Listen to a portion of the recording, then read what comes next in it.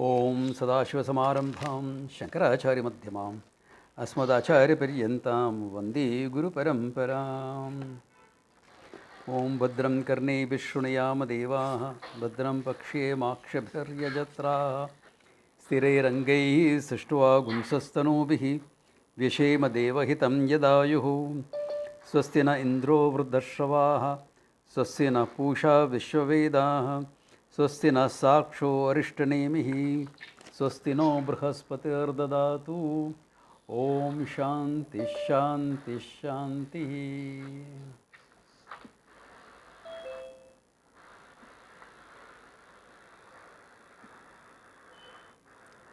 Okay, now, so we saw last time. Okay, because before that, one small question came up. Someone messaged me a question saying that if you die in Uttarayana, is moksha automatically guaranteed? No. What is said in the Gita is, if you die in Uttarayana, you will go to Swarga. That also depends upon your karma and jnanam. Jnanam meaning meditation. What type of karma you have done and what type of meditation you have done, according to that. Okay? You will get the road to heaven is easier, that's all. Not that you are automatically guaranteed moksha. Moksha is not in the picture at all there. The northern path, as they call it, Uttarayanam, will only take you up to Swarga, etc. Not more than that. That also yatha karma, yatha jnanam. So don't take it automatically that you will go. Okay. Because, see, in the Gita, a lot of statements are made. One is this, Uttarayanam, full moon, etc. Other is yatha karma, yatha jnanam. In fact, that is fundamental. The Brahma Sutra Bhashya, there is a discussion on this. Fundamental is yatha karma, yatha jnanam. Without good karma and meditation, upasana, etc., you can't. You have to earn that. The right to go there if you want it. If you want it.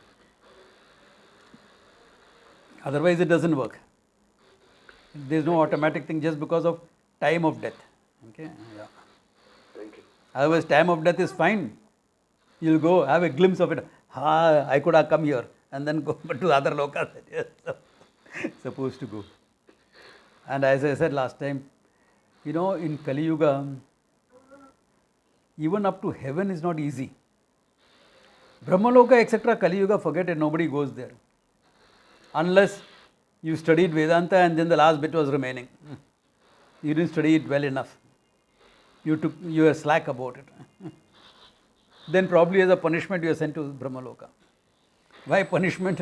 Because you have to hang around there until Brahmaji is free to teach you. No? According to present calculations, about 20,000 years. So that itself is difficult.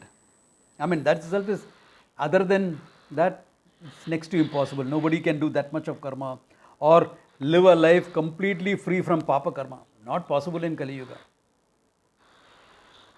Just not possible. Okay. Swarga is the maximum you can get.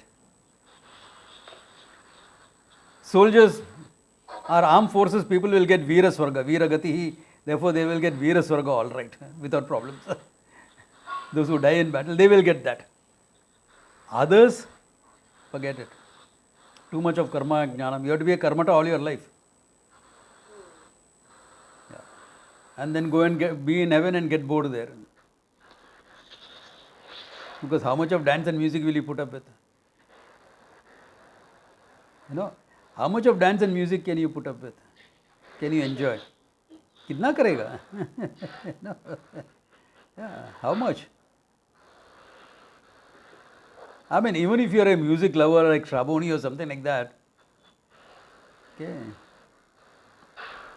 or Sonali, how much? Even the Chennai Music Festival is only a month, okay, or less, because that's all you can take. 3 hours, 6 hours, it's a gluttonary. You are a glutton for music. How long? Bore ho jayega. No challenges, no achievement, no productivity. Pitraloka, etc. is easier to go to in Kali Yuga. In fact, most people will go only up to that much, Pitraloka and etc. Yeah. Which is good enough for a break. Come back fast. 10 साल का break ले लो, बहुत हो गया. And then come back, pick up the threads again for Vedanta study, etc. That's the way to do it. Yeah. Anyway, so last time we were seeing we saw both qualifications of a student, qualifications of a teacher. Any questions, clarifications on that, or it's all clear? Swamiji, one small announcement to the other people. Yeah? Please mute your instruments. I had to mute everyone because people have unmuted themselves and then not. Muted. Yeah. Creating too much of a racket. Thank you.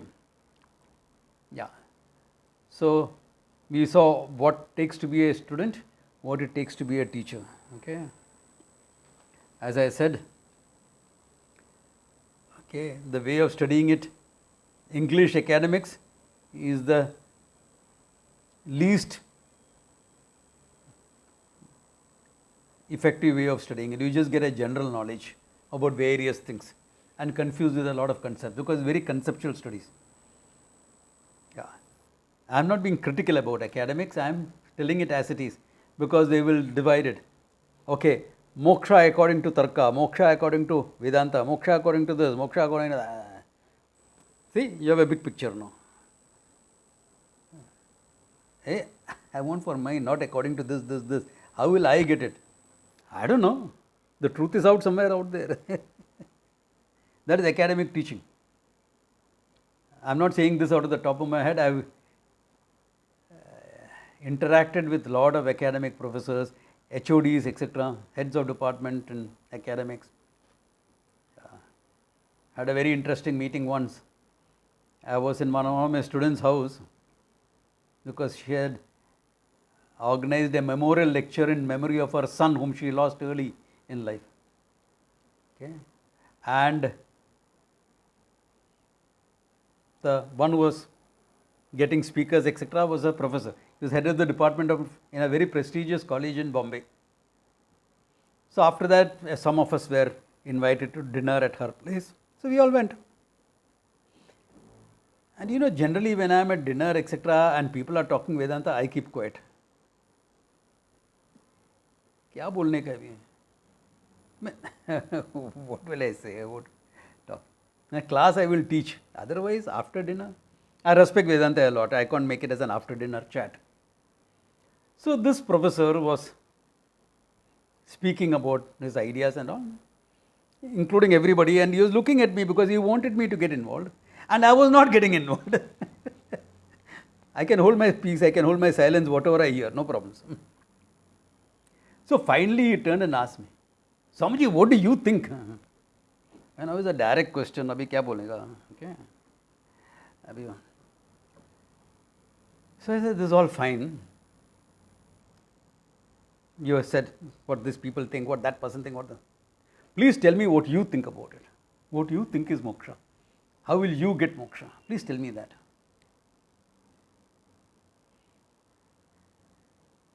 The guy was very confused about it.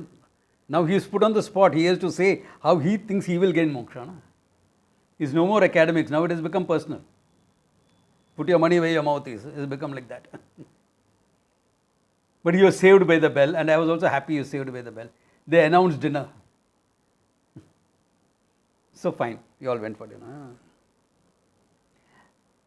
I met him exactly after 1 year in the same place. Same place I met him. Same situation, same thing. And he comes and tells me, Swamiji, there was a question that you asked me last year. I said, yeah. You know, it perplexed me a lot. I find it very difficult to teach now. I said, good. Your real study has started now. Because yeah, this thing, that thing, this is all talk in the air. It's good for an academic exercise. It doesn't transform you.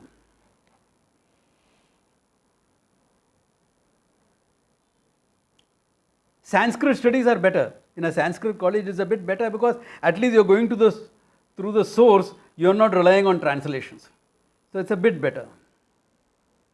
That's what people will call as traditional studies. But that is still not traditional. Traditional studies are that in which a traditional teacher is one who can make you understand the limitless using limited words.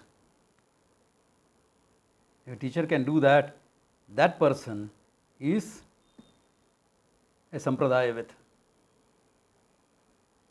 We'll see that in Mundaka, we'll see that in Kata also later. Kata is openly said. Yama says that. Okay, having said that much, now this student has gone to this teacher. Okay? What and said Adihi Devo Brahmeti, please teach me about Brahman. What will the teacher do is the question. Okay? What should be the teacher doing? He says that here. Tasmai sa vidvan upasannaya samyak prashanta chittaya shamanvitaya yenaksharam purusham veda satyam pravochatam tattvato brahma vidyam. Simple.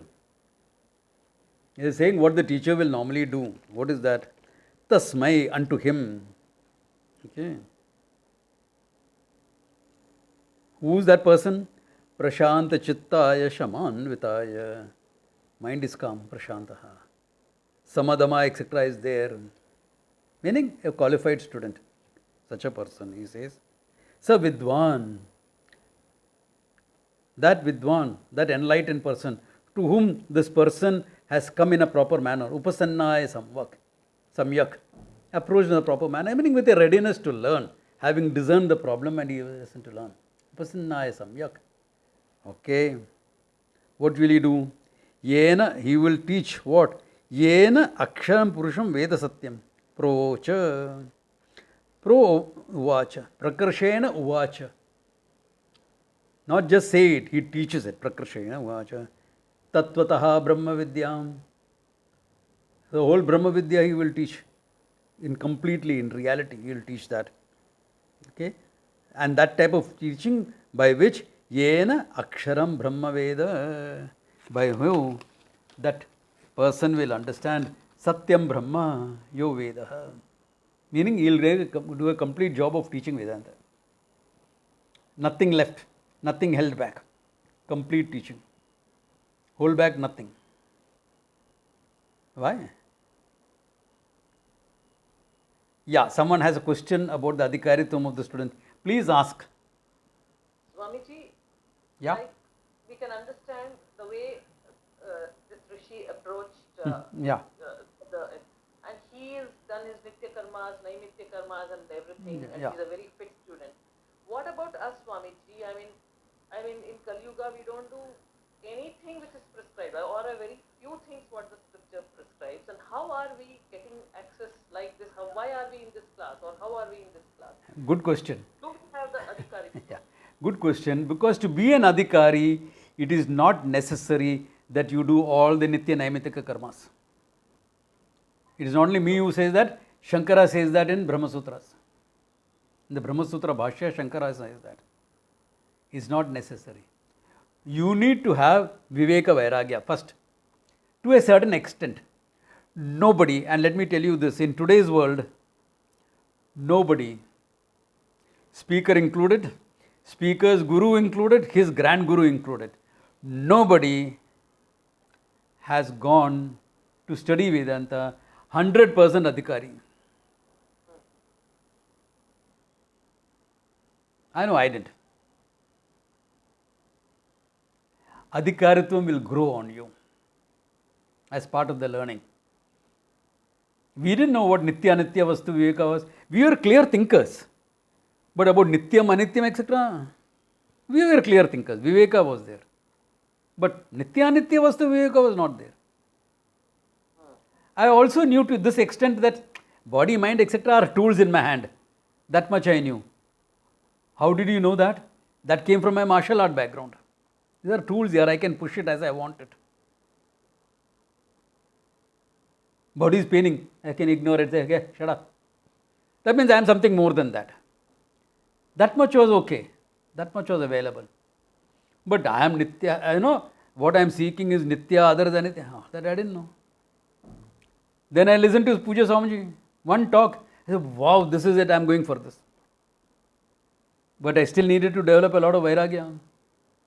A certain amount of objectivity. That's why I always translate Vairagya as objectivity. That's enough to start. That objectivity I had. I was not subjective about things.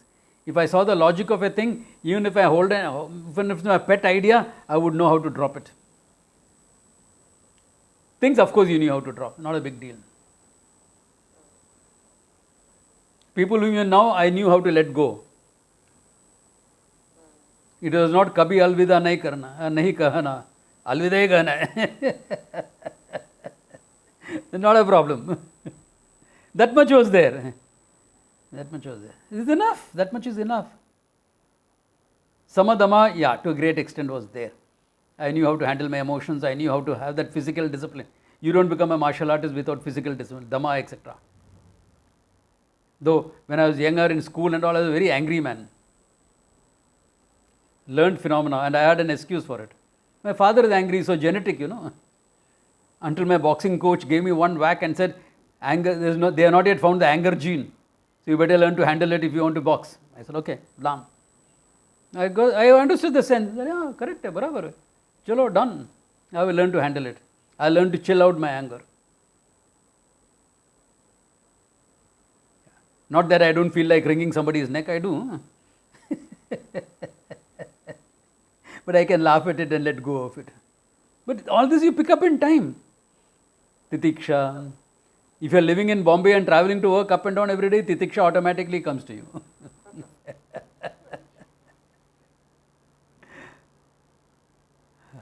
Shraddha in me was there only if I saw the logic of it. Before that, Shraddha was my weakest thing. I didn't have a lot of Shraddha in the ritualistic aspect, etc. I didn't have that in the beginning. Until I understood Veda as a pramana, I didn't have it. After that, I had it. Why? Because I don't have to do it anyway. Those who want to do it can do it.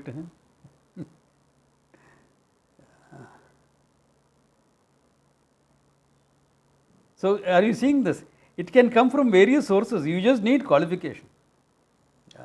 As I joke, before joining the ashram, I have not thrown a flower at the Lord. Forget offering, not thrown a flower at the Lord. Though some understanding of Ishvara was always there with me, right from my being a child. People ask me, so who's your favorite, Rama, Krishna? I said, my God is Rama, his Krishna is everything. How I got there, I don't know, some Purva Janma Samskara maybe. So, can you see that some amount of it is okay, you need a mindset, that's it. How you get it, doesn't matter. How you get it, doesn't matter. What about all the American students of Puja Swamiji who are very good teachers? Tadatmananda, very good teachers they are. They know what they are talking about. One batch junior to me. He knows his stuff.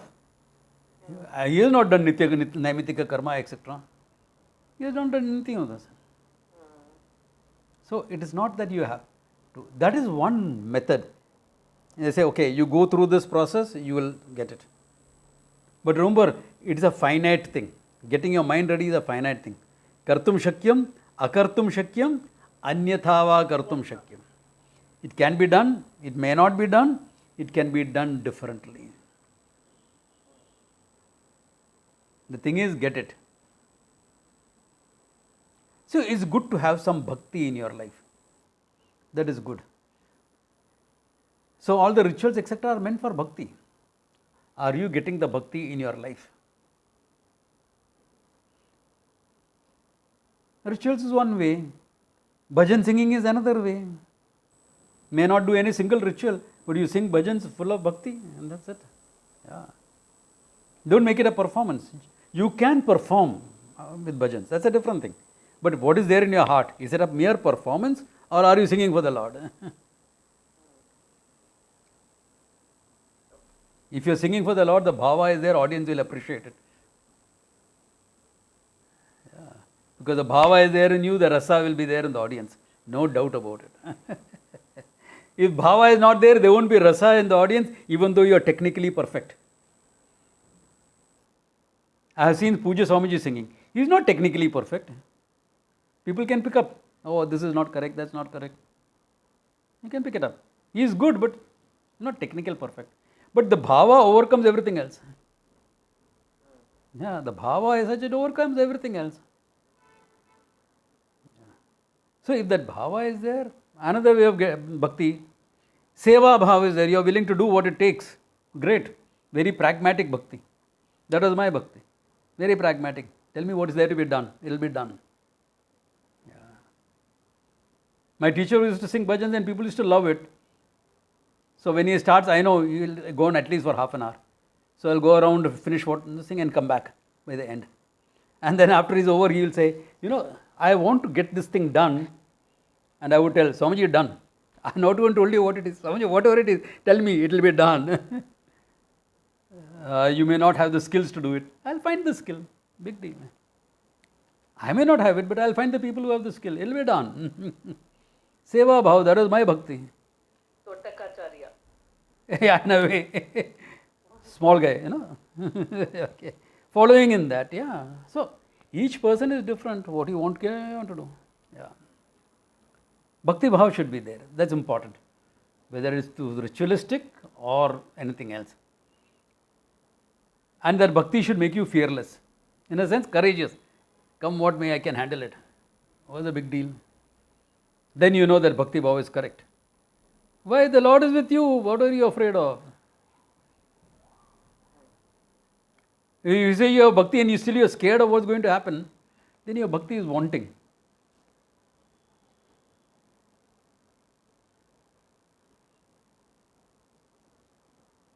Those are some of the tests, okay? And so here he says, no. Okay, I have it. Is that thing clear, Usha? Yes, thank you, Swami. Yeah. So now he is saying, this person will be taught, no questions about it. Why? Because we all say that difficult to find a good teacher. Correct? Difficult to find a good teacher. It's equally difficult to find good students, okay? Good teachers are difficult to find, definitely. No doubt about it. What about good students? They are also difficult to find. So once you get a good student, why will you not teach? The parampara has to continue, no? So you will teach. Yeah. So what if somebody is lacking in certain things? Not a problem. That's why there's always one-on-one with the teacher. That's why I always encourage people to come to camps and get a taste of what full-time thing is about, because there you yourself will discover, or the teacher will help you discover what is lacking and what is necessary. Because remember, you are living, it's like a Gurukula Vasa. You are noticing things. You see things very clearly. Yeah. It's easy. It's not that difficult as people think it is. I know, and many of my students have this thing. No, as a teacher, he must have a good opinion about me, therefore they will try to hide some of their problems. You're fooling yourself, okay? Nobody else. Even if I know, I will not breathe a word about it in public. Why? Because no, that's not the right thing. But I will know. It's not difficult to know. I may ignore it, that's a different thing. But I know what are the issues involved. There are issues. I know my mind and what a monkey mind it was, Baba. So I know what other minds can be, okay? What an idiotic mind it was. It is like that Kavali by Kadri brothers. मैं मक्कार हूँ, मैं हराम हूँ, तू मालिक है, तू मालिक है, तू समदर्शी है, मैं हराम हूँ, हराम के मालिक तू ही है. Can you see the pun and the words there? The same. You know, okay. So not a problem. So a student like this especially, that has come ready, fully prepared, etc., Samyak Upas, definitely he will be taught, he says. Yeah. It's not mandatory, but he's saying it is natural. You know, when a great teacher and a good student come together, what will happen other than the flow of knowledge? What else can happen? Yeah. Okay. Then he is now teaching. Okay. But he starts with Ishvara first. Okay. Focusing more on Ishvara rather than the reality. Okay. At the same time, the reality is not left out, but Ishvara is the thing. Tadetat satyam yatha sudiptat pavakadi vispulingaha saharshasa prabhavante sarupaha tatha aksharat vividaha saumya bhavaha prajayanti tatra cheva piyantihi. This is satyam, this is the truth. What is that? What is that here? Yatha sudiptat pavakad. Like a well lit fire. A fire that is really blazing, okay? Not some dim little small thing going here and there. I am raising fire. Okay, in this blazing fire, okay, from that fire, vispulingaha, sparks, tongues of flame, etc. Sahasraha prabhavanti. Hundreds of them, thousands of them come up. Sarupaha. Let us say a tongue of flame shoots up. The tongue of flame is same as the flame itself, no? Sarupaha. Same Swarupa as the flame, not different. Similarly, he says, Tata Aksharad. Similarly, from Aksharam Brahman, from that reality, from Ishvara, what happens? Vividaha Saumya Bhavaha. Vividaha Saumya Bhavaha. Various forms of the same nature come up. Prajayante taitra chaiva api yantihi. They come out and they die into the same. He is the source, he is also the resolving point. What is the idea here? Idea is one reality. From that reality, everything is manifest. And into that reality, everything is resolved. That reality is Aksharam. Now he has not explained it enough. He has just said it is Aksharaha, not under the hold of time or space. Aksharaha. Doesn't change, doesn't matter. Okay. Really? What is that reality? Okay. From the reality we come. Okay. We come from that, we are sustained by that, into that we are resolved. Fair enough. This is simple to understand. One reality from which everything comes and to which everything is resolved. In between also it's on the same reality only. Where else can it go? Because remember, it's Aksharam, timeless, spaceless. So coming and going is within the same reality only. Okay, fine. Then what is that reality? Because this is just an abstract concept now. Divya hi amurtaha purushaha sa bahya abhyantara yajaha aprano hi amanashubhraha hi aksharat paratah paraha. Divyo hi amurta purushaha. The name given Purushaha. Two ways you can look at the word Purushaha. Purav ushati iti, that which obtains in this body. That means what it obtains in is independent from, but it obtains in the body. Or Pureti iti Purushaha, that which fills up everything is Purusha. So same word means both. Divyaha. Divyaha meaning, don't say translated as divine. I don't know what the translation is. Verse. Transcendental. Divyaha. Jyotis Swarupaha. Awareful. Sentient, awarefulness or awareness itself. Divyaha. Amurtha, but formless. Doesn't have a form.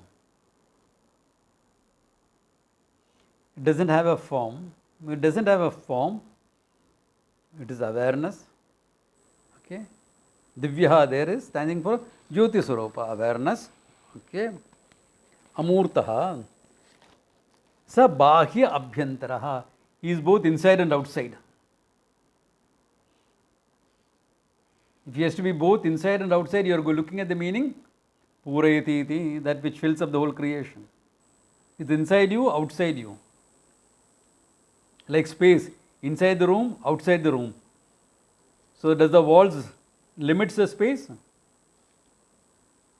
The space goes in and through the walls. Only then he can be both inside and outside. Therefore, Bahya Abhyantaraha, Ajaha, timeless.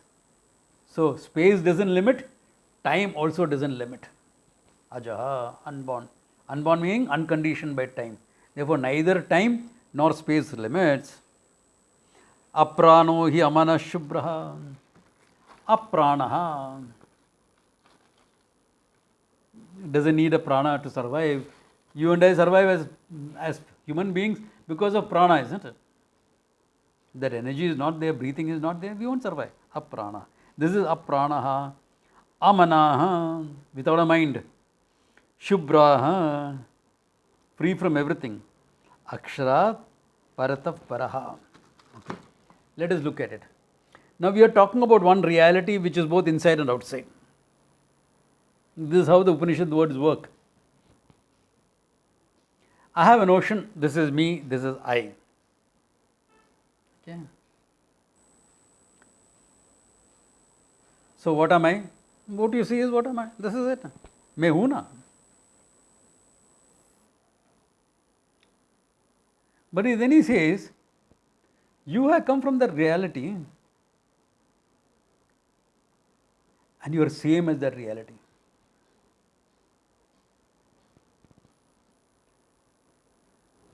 Jyoti Swarupa, awareness. That is true. I am an awareful being. I am an awareful being, correct? Anyone doubt they are awareful or not? Even if you have missed this sentence because your attention was taken away somewhere else, you are still awareful, all right, isn't it? Your mind may have gone here and come back. That's okay. That happens. But you are awareful, all right. You know you missed it. You know it went on somewhere else and came back. Therefore, awareful, no doubt about that.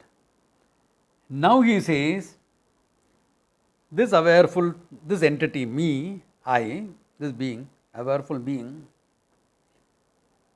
apranaha,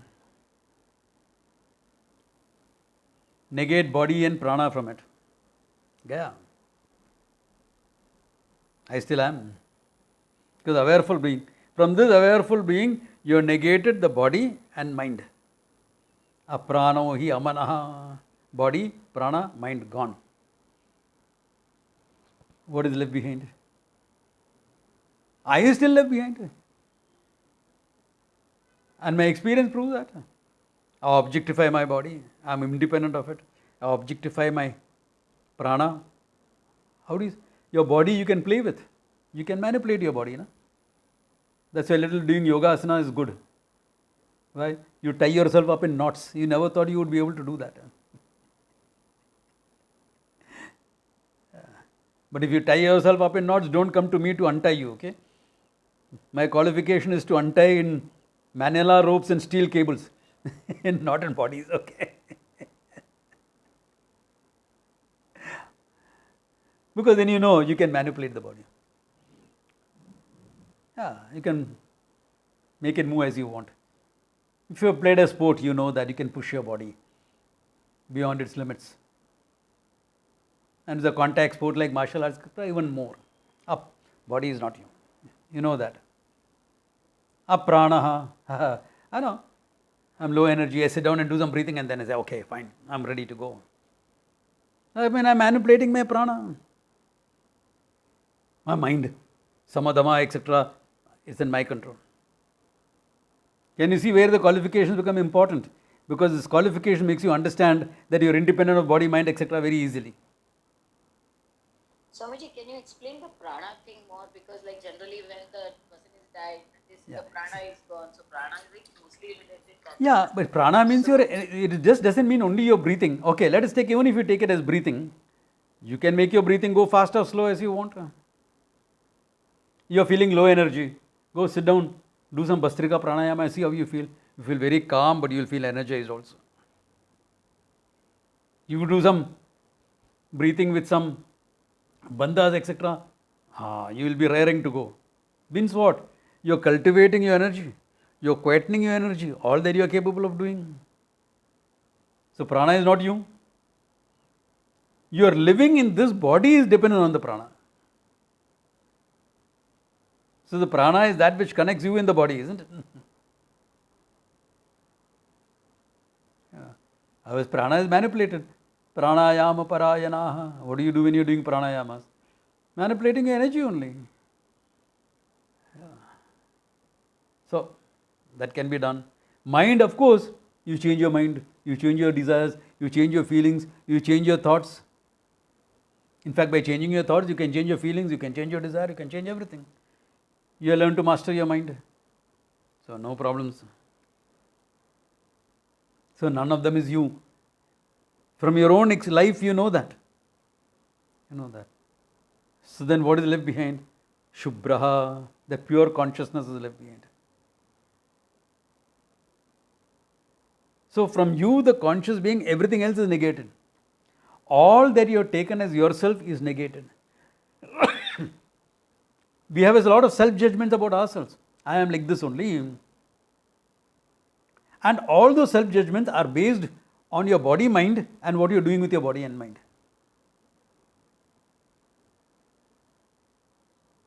I am an engineer, I am a doctor.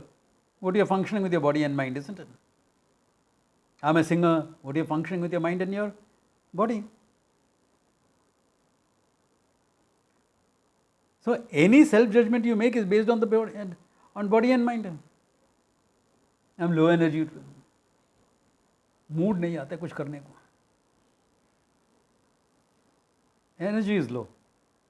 So handle your energies a bit.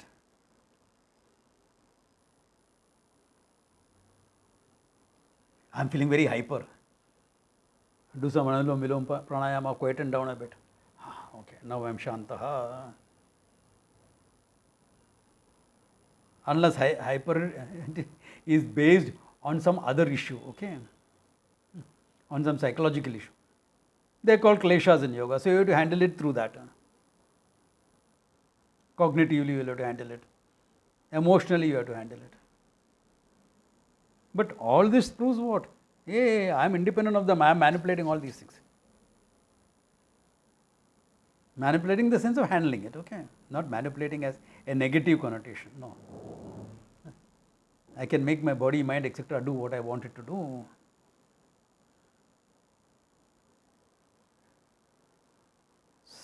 No, that is part of adhikaritva. That I can make my body and mind do what I tell it to do. If you reach that stage, there is a great level of adhikaritva, okay? Yeah. Because how do you evaluate how much viveka I have, how much vairagya I have, how much samadhama is there? Can you make your body and mind do what you want to do? I don't feel like it. Mood nahi hai. Forget your mood. Do what you have to do. Then samadhama is there, not a problem.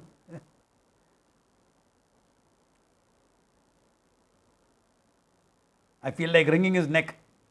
Don't. You are capable of it, therefore don't. Okay, fine. Then that anger is there. Can you process that and knock it off? Yeah. Fine. Yeah. He's an idiot. Why are you expecting wise behavior from an idiot? Yeah.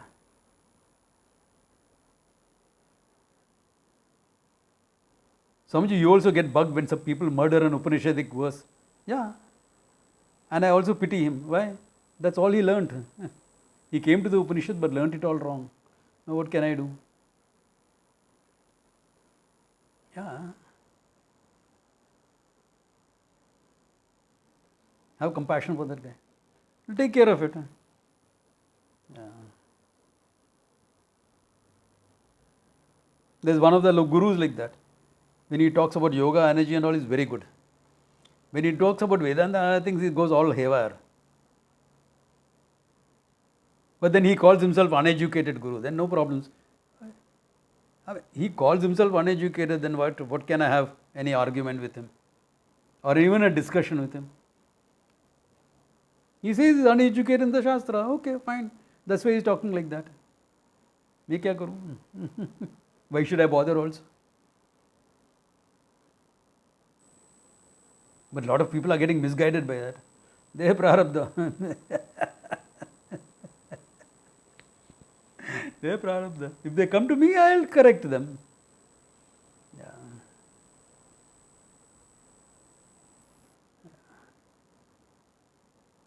So, all this you can do, which shows what? You are independent of the body, the prana, the mind. Then what are you? Shubhraha. Free from all this. Pure meaning free from all this. Anything can be an impurity. When you are looking for silica, sand, even gold is an impurity. Free from all that. Shubhraha. Aksharat paratah paraha. Aksharat paratah paraha. The idea of Akshara was always there in our culture. Akshara is a name given for Maya. By Maya remaining the same, it manifests everything else. Itself not being really there, it manifests everything else. Paratah para is beyond Maya, it's also. That means what? The consciousness that makes you aware of your ignorance. The consciousness with which you see the play of this world. The consciousness with which you have an idea of cause and effect. That consciousness is what you are.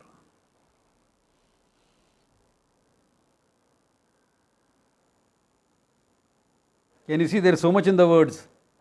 By finite words you have to reveal the infinite that's hidden there. Yeah, it's all there. Because it starts with the definition and works on you. Because suddenly you'll find otherwise. Look at now it's time for all of you to see how the teaching tradition also happens. Divyaya Murta Purushaha Sa Bahya Abhyantaraha Ajaha. If you hear only this much, it's talking about Ishvara. Correct? That all these descriptions will fit Ishvara. Then he says, Aprano hi mana shubhra. मेरे को बीच में क्यों लेके आया? Because whom do you know is having a prana? I definitely am. All living beings have prana. Aprana, amana. ये क्या बात है? Immediately I am brought into the picture. By negating prana and mind, I have come into the picture. Because I am the one who is wielding a mind, I am the one who is wielding a prana, I am the one who is wielding a body. And the reality is both inside and outside me. And that reality is nothing but awareness. That also is saying. Are you seeing how the thinking is working? The reality is me. Achha. Okay. Aprana, manaha, shubhraha, aksharat, paratah paraha. Everything will decline in time. And I am beyond that paraha. I am that absolute reality. What is that? Pure consciousness, free from the hold of time and space. Why? Because we started with a conscious being. Remember that? Divya. Started with a conscious being, and from the conscious being, all that limits you, body, mind, prana, etc., is negated. And that consciousness has been said as inside and outside both. Therefore, what is left behind? You, the limitless self. That's all that is there. Therefore, what the Upanishad is saying is, you are not the finite guy you have taken yourself to be. You are nothing but limitless consciousness. You are not even a seeker. You started as a seeker. But the seeking doesn't last beyond the teaching. Seeking is up to the teaching. Once the teaching starts, seeker is also gone. Seeker is also negated. Why? The seeker assumes I am ignorant. It's only the ignorant person who can be a seeker. No? The enlightened person is not a seeker. What is he seeking? What is he seeking? एक cup चाय मिलेगा तो अच्छा है. Beyond that, what will he seek? What is the seeking beyond that? If you are enlightened. So seeker means I am ignorant. And that ignorance is being negated with the knowledge. Therefore, seeker gone. Who is left behind? An enlightened being is being left behind. Or someone who is a little bit shaky on the whole thing. Which is fine. If you are a bit shaky, you are in good company. That's all. That's all the teaching. Okay. Now this is handled from 2-3 angles. Okay. Up to here clear? Up to here clear. Okay. Now remember, you will have in Vedanta always shifting standpoints. Why shifting standpoints? Let me handle that before I go into the next verse. Consciousness is one. Okay, there is only one reality. But the same consciousness will be talked about either from the standpoint of the individual, apranaya, amanaha, shubra, etc., from the standpoint of the individual, or from the standpoint of totality. Okay. Two standpoints will be talked about. Never will an Upanishad or the Vedanta say, now it is from the standpoint of reality, now it's from the standpoint of the individual. Nahi bolega. It's up to the teacher and student to figure that out. Okay.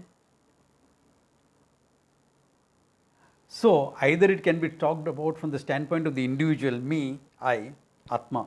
Then the reality gets a name, Atma.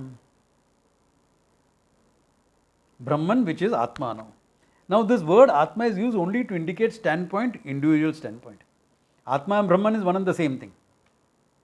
Brahman is a reality. Why Brahman? Let's look at that also. The dhatu, the root of the word Brahman is Brihat. Brihat meaning big. It's an adjective. Big is an adjective. Now an adjective qualifies a noun. But the noun also influences adjective. Big mosquito.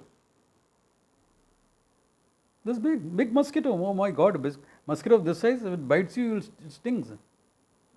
Big elephant. My God, 12 feet. So tusker.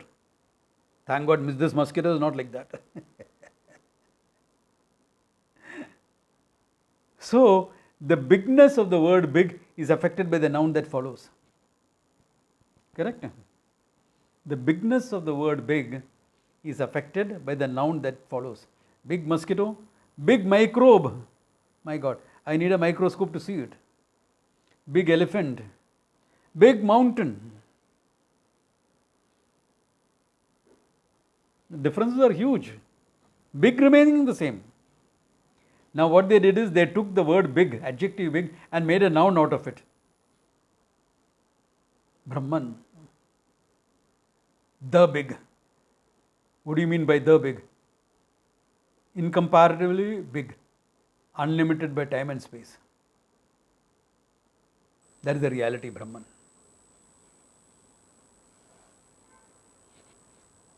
So this Brahman, when you are unfolding that Brahman from the standpoint of the individual, like how we did in the last verse, that Brahman gains a name, Atma. It's only a name. So you can understand standpoints. प्यार से बोलते हैं ना ऐसा. What is his name? Sher Singh. And प्यार से क्या बोलते हैं? Tommy. और बिंटू. इतना अच्छा नाम है शेर सिंह, इसको बिंटू बोलते हैं प्यार से. Okay. So Brahman becomes Atma, a name given. Now the same Brahman from the standpoint of creation gains a name, Saguna Brahma. Brahman with gunas, otherwise known as Ishvara, Bhagavan. Standpoints, remember, Brahman is one reality. When you are unfolding that Brahman from the standpoint of the individual, call it Atma. From standpoint of the creation, Ishvara, Saguna Brahma. They are not different things. They are not different words, do not mean different entities. It only means different standpoints. Okay? Now many people have the habit of using God because that's how we studied. But God and Ishvara is not one and the same thing. Because God is an Abrahamic concept, a Judeo-Christian concept, where you will take him as an entity, sitting down somewhere, etc., etc., etc. Whether it is in Judaism, whether in Christianity, whether in Islam. All the three religions, they are the same roots. So they will all take it as an entity somewhere. We don't. We take it as everything. That reality that is manifest in everything is Ishvara. So the whole idea is different. Okay.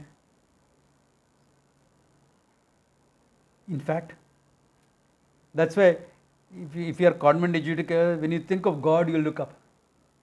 Why? Uppar wala hai. Okay. God is up there. The concept of sitting in heaven is subconsciously gone. You ask a villager, even if he is not educated, Bhagwan kahan hai? Where is Bhagwan? Sab jagah hai. He doesn't really understand, but this much idea is there in him. He is everywhere. How is he everywhere, etc., he won't be able to explain. But the basic idea is everywhere. One of my junior teachers, my batchmate junior teachers, was traveling from Rishikesh to Banaras by train. So she found an old lady doing japa on the train. Japa can be done anywhere, so what's it? So after she finished, she put away the mala. Asked, Maji, आप किसके कौन सा भगवान के जपा करते थे? बेटी भगवान तो एक ही है. कौन सा भी नाम से पुकारो एक ही है. Uneducated lady. Anguta chap. You know, she can't sign. She has to put a thumbprint. But this much she knew. Gone into your psyche. So the understanding of God and the understanding of Bhagavan or Ishvara is different. Okay. So it's not that I don't use the word God, because in English what other word do you have? But always say God, Bhagavan, God or Ishvara, so that your idea is clear about it. So in the next verse he is actually handling it from the creation standpoint. So from the same reality that you are, that consciousness, he says, etasmat jayate pranaha manas sarvendriyani cha kam vayu jyotirapaha prithvi vishwasya dharani. From that same reality, etasmat, which etasmat? Tasmat atmanaha shubhraha jyoti swarupaha atmana etasmat jayate, what is born? Pranaha, the whole energy in the world that sustains the world. Manaha, mind. Individual mind, total minds. All of them. Because individual is your mind. Can you say individual mind is there, total mind is not there? So the total mind. Sarvendriyani, all your sense organs, etc. That covers the individual. Then Kham, Akasham, Vayuhu, air, Jyotihi, fire, Apaha, water, Prithvi, Vishwasya Dharani, Prithvi which sustains life. Or all these which sustain life. Either way you can take. Means what? The entire creation. The entire creation is born from what? From that consciousness alone, the whole thing is born. Etasmat eva jayate, etasmat atmanaha, brahmanaha, akasha vayu agni apa prithvi iti jayate. All this is born. So it's born. Now look at it. He doesn't have to say it, it is understood. Consciousness is limitlessness, and from there it is born. What is it sustained by? Because it cannot be away from the limitless. Can it be away from the limitless? It has to be sustained by the same. When it's resolved, where will it be resolved? Into that same consciousness. Like from the ocean, the waves are come, They are sustained by the oceanic waters, they are resolved into the oceanic waters, not separate. Therefore, where is the creation? It's only a manifestation. Consciousness with plus a name and form. Plus, understand what plus is. Like water plus name and form is wave. What is the plus there? There is no plus really speaking. You just aupacharikam, the way of putting it. One consciousness, from that consciousness alone, all this is come. All this is sustained by that consciousness. All that is resolved into the same consciousness. Therefore, really speaking, there is no creation, there is only a manifestation. Where is the creation? Only things are manifest, that's all. Manifestation is there. Akasha, Vayu, Agni, Apa, Prithvi, all this. Yeah. From there, all that. From the earth comes plant life, etc. From plant life, human beings. And the human being is what? Nothing but the same consciousness with prana, etc., body, mind, etc. All this is what? Manifestation. It looks real. Of course, it looks real. It has got a hold on our minds because it looks so real. It feels so real. Exactly like how the flat earth feels so real when you are walking on it. So real. Blue sky, clear blue winter skies. Ah, beautiful. It's colorless. What blue? What do you say is colorless? Feels so real. Sunrise, so enjoyable when there is a smoke-free day. Getting rare in Bombay nowadays, but okay. When you have a smoke-free day, oh, beautiful sunrise. Doesn't rise. Feels like so real, yeah. Enjoy it. Can always enjoy the unreal, okay? Can always enjoy an appearance. What's the problem? Because you know it's an appearance, you can enjoy it. Tribal cultures, they are worried. The sun goes down, they would pray, please come back tomorrow morning. We are afraid, nahi aayega to kya karega? You and I can enjoy it. Why? We know that neither rises nor sets, always there. It's an illusion created by the rotation of the earth. You are not anxious about it tomorrow.